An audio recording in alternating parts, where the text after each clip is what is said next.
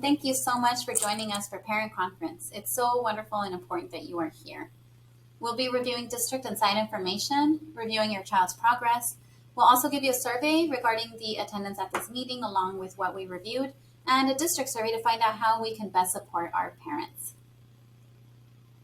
There's some items we'll be reviewing, for instance, the conference form, the student school compact for the site, the family engagement policy, the district family engagement policy, parent information about the grade level standards, the report card or your progress report.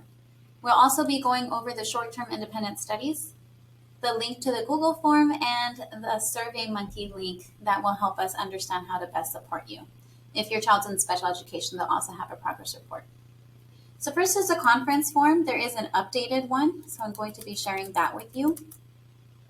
So this is the updated conference form, and it will reveal whether or not they're making progress or they need improvement, their current grades, and also based on the current information if your child is at risk of retention. The teacher will advise of what they've observed, interventions or things in place for your child, along with the proposed intervention plan.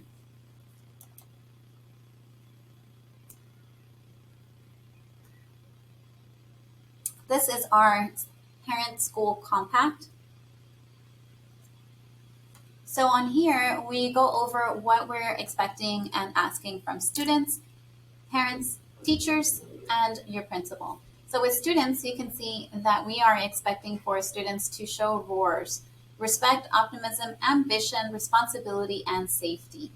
For the parent, we are asking if they can provide a quiet space for students, attend conferences, share reading, spend time talking to your child, monitor how they're doing, make sure they finish their work, that they read, they come to school every day. And of course, we understand with COVID, it's been a very different year.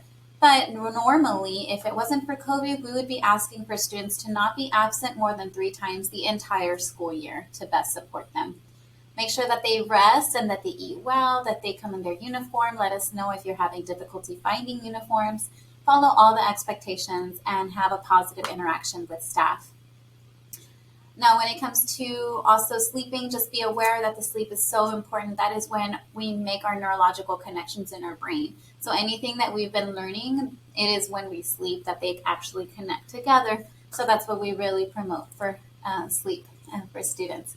For the teacher, they are to provide high quality instruction, provide a safe and fun learning environment, positive, explain assignments to students clearly, provide reports to parents and family about what's going on, the guardians, and also be available to reviews, being such as this Title I compact with parents. For the principal, it's about creating a welcoming environment for everyone, having a safe and orderly school, acting as an instructional leader and ensuring that your child has a rigorous instruction, reinforce the communication and partnership, finding different ways to communicate with parents that work to address their needs, and also provide opportunities for parents to participate in the students' learning. We also want to make sure that everything is in the language of the home. So, for instance, it's in English, but we also have this available in Spanish. So that's our parent compact. Next, we have our family engagement policy. So when it comes to the school involvement policy, these are ways that the parents can be involved with their child. So for instance, here we have ways that we have, like for instance, Facebook, Google. We also have school site council meetings. We have the parent conferences. We have our website. We also have some trainings for parents. We promote the district trainings. We have our back to school night videos. We have things on YouTube. We also now, instead of just coffee with the principal, we'll be having coffee with the principal and counselor. And we'll also have regular meetings with the school site council and the English Learner Advisory Committee. Parents can give input. We also can get input with our annual surveys that we send, such as the one we're sending today. Also later in January and February, we'll have LCAP meetings, and there you can also give input. We also want to make sure that you have your back to school night, that we're reviewing the standards with you, that you understand what your child is learning. If we are concerned, we'll intervene with the child and have those meetings with you. And again, we try to promote this communication of training opportunities for parents. We have annual surveys, and we consider the input into our plans. We try to partner with the district as well with any trainings that are available. And along there, you can also see the compact. Now, there also is a district family involvement policy. And with the family involvement policy for the district, it's similar in ways because they promote working with parents, communicating with parents, offering trainings for parents, and having surveys to find out more information about how they can best serve the parents. For instance, one of the questions is what is a preferred method of trainings, such as if you would prefer Zoom or in person. There also is childcare provided many times in the past with trainings for parents as well. So those are some different ways that we consider parents as a site and as a district. There is a survey that you will be getting that tells us more information. So it's on SurveyMonkey. If you don't mind, please making sure that you fill that out after the Google form so that we can have input as to what we could be doing better. And there is this survey about more information as well. Bring it to the next one.